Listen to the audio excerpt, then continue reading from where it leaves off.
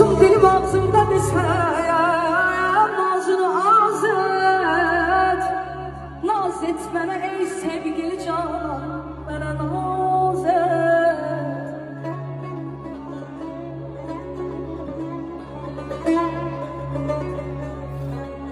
Evvel baxışında beni heyran elədin sən.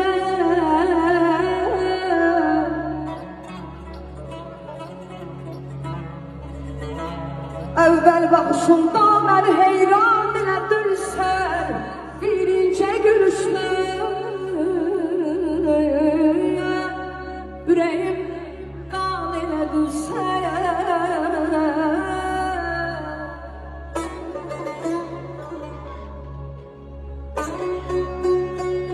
Xəlq eyləmiş öz keyfi gələndə sən tarih.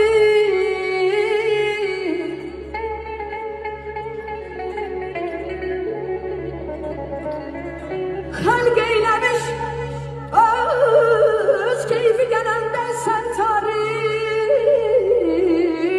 Öldür məni bu bəladan, qurtar sən tarih.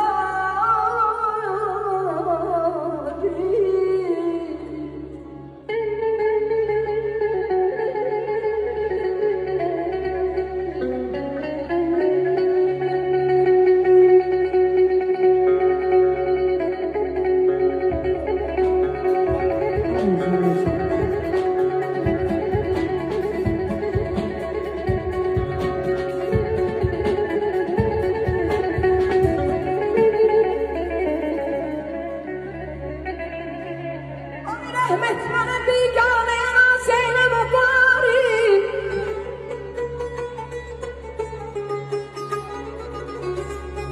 Rahmet bana biganeye naz eyleme bari. Anlı sene bir aşık var sen kimin yari.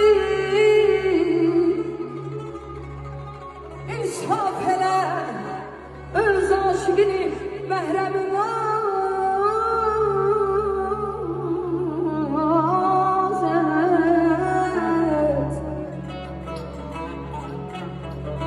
İnsaf elə öz aşıqın məhrəmi raz et.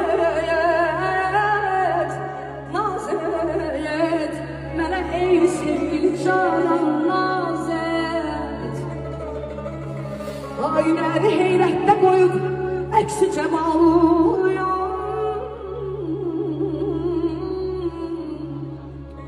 Aynı xurşid xəyalətdə qoyub ariziyam. Aşıkları həsrətdə qoyub zülfiyle qalır. Bəlkə ola qismət bizə gül.